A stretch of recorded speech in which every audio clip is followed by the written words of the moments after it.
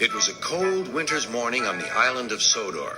The wind was bitter and the ground hard with frost. Thomas and Percy were cold and cross. "All I want is a warm boiler," huffed Thomas. "Firelighter knows that. He's late." "He's not late," replied Percy. "This weather woke us up early." Gusts of wind swirled round the shed, tossing flakes of snow toward Thomas. Then they swooshed round Percy, too. "Why don't we talk about something else?" shivered Percy. "Yes," replied Thomas, "like how silly we'll look when our funnels turn into icicles." "That's not funny. Maybe we'll stop feeling cold if we talk about warm things, like sunshine and steam." "And firelighters," muttered Thomas. "Scarves," continued Percy. "Scarves?" laughed Thomas. "That's what you need, Percy, a woolly scarf round your funnel." Thomas was only teasing, but Percy thought happily about scarves until the firelighter came. Sir Topham Hatt was enjoying hot porridge for breakfast. He was looking forward to taking important visitors on a tour of the railway and had pressed his special trousers. "I shall put them in my trunk," Sir Topham Hatt said to his wife, "and change into them just before the photographs are taken." Then he set off to catch his train. Percy was now working hard. His fire was burning nicely, and he had plenty of steam, but he still thought about scarves. He saw them everywhere he went.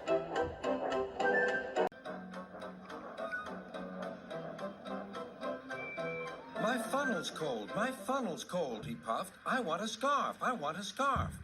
"Rubbish, Percy," said Henry.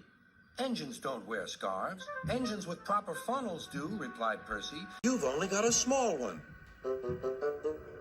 Before Henry could answer, Percy puffed away. Henry snorted. He was looking forward to pulling the special train. It was time for the photographs. Everyone was excited. Sir Topham Hatt was waiting on the platform for his trousers. They were in a trunk amongst a big load of baggage. The porters were taking the baggage trolley across the line. They were walking backwards to see that nothing fell off. Percy was still being cheeky. His driver always shut off steam just outside the station. Percy wanted to surprise the coaches by coming in as quietly as he could. But the porters didn't hear him either. Percy gave them such a fright that boxes and bags burst everywhere. "Oh!" groaned Percy.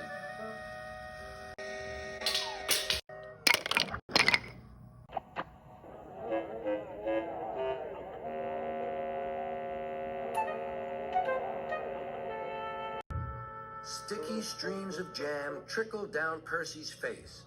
A top hat hung on his lamp iron. Worst of all, a pair of trousers coiled lovingly around his funnel.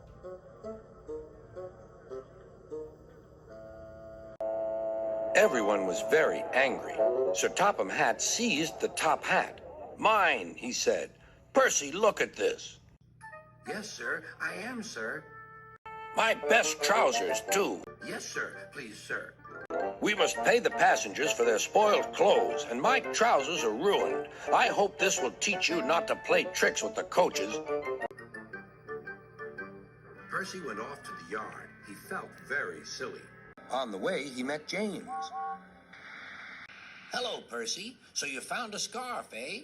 But legs go in trousers, not funnels." And he puffed away to tell Henry the news. That evening, Thomas and Percy were resting in the shed. Percy's driver had taken away the trousers and given Percy a good rub-down. "Firelighters promised to come early tomorrow," said Thomas. Henry arrived. He'd enjoyed taking the visitors around and now felt sorry for Percy, too. "Driver says the weather will be warmer tomorrow. You won't need a scarf, Percy." "Certainly not," replied Percy. "Engines don't need scarves. Engines need warm boilers. Everyone knows that."